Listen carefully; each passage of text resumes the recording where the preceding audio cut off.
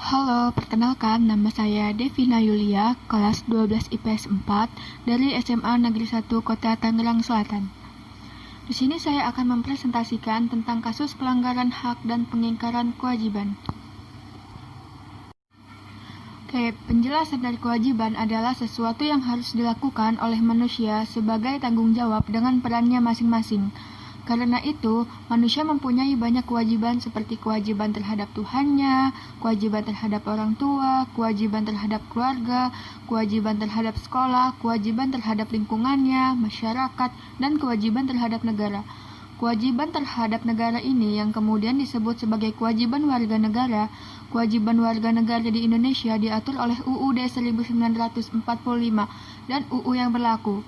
Namun, lebih banyak orang yang mengetahui dan menuntut hak daripada kewajibannya. Orang yang tidak melaksanakan kewajibannya disebut mengingkari kewajiban.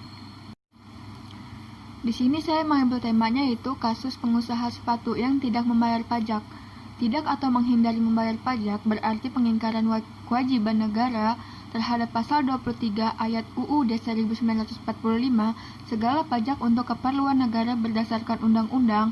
Pengingkaran terhadap pajak hampir dilakukan oleh seluruh warga negara, mulai dari pajak kendaraan, pajak bumi dan bangunan, pajak penghasilan, pajak penjualan, dan lain-lain.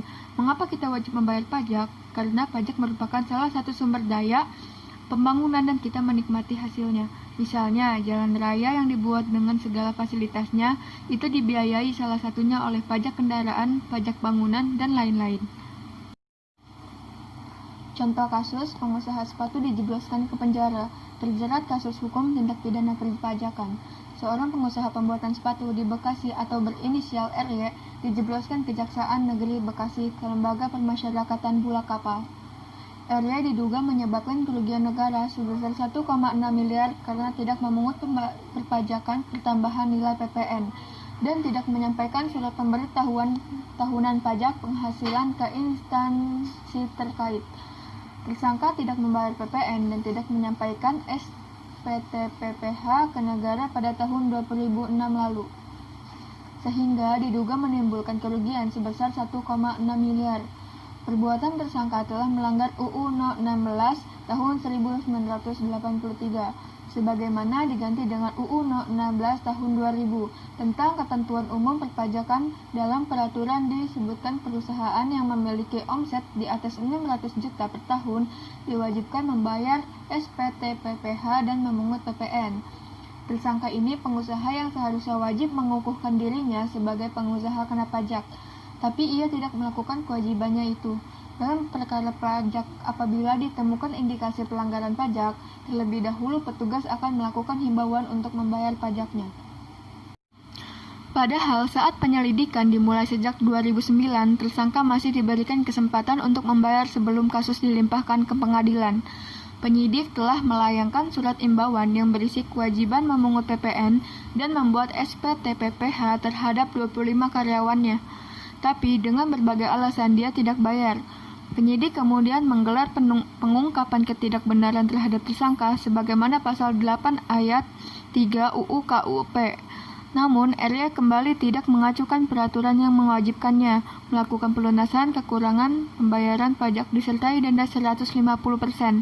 Karena tersangka masih belum membayar kewajibannya, penyidik kemudian menjerat tersangka dengan pasal 44 BKUP. Dalam pasal tersebut, tersangka diwajibkan membayar denda sebanyak 400%, 4 kali lipat kepada negara. Hingga beberapa bulan dikenakan pasal itu, RY tetap tidak melaksanakan kewajibannya. Akhirnya, penyidik menyerahkan dia ke Jari Bekasi untuk diproses hukum. Penyidik Direktorat Jenderal Pajak Jawa Barat, Nengah Karta menambahkan, kasus ini terungkap saat petugas memperoleh informasi dari rekan bisnis RY bahwa perusahaan tersebut tidak melaksanakan kewajibannya. Berbekal laporan itu, kemudian penyidik mendatangi perusahaan RY di daerah Harapan Indah, Kecamatan Medan Satria, Kota Bekasi pada 2009 lalu. Dari pemeriksaan itu terungkap bahwa RY tidak memungut PPN dan membuat SPT PPh tahun 2006 lalu. Sementara untuk tahun 2007 hingga 2015, penyidik belum mengetahui apakah pihak yang bersangkutan mulai melaksanakan kewajibannya atau tidak. Oke, jadi solusi atau strategi yang dapat dilakukan pemerintah desa dalam upaya meningkatkan kesadaran masyarakatnya dalam kewajiban membayar pajak bumi dan bangunan, yaitu bekerjasama dengan pemerintah, mengoptimalkan seluruh perangkat desa, menggerakkan tim PKK dan Dasawisma, melaksanakan sosialisasi, dan mendatangi langsung wajib pajak. Oke, sekian presentasi dari saya. Terima kasih.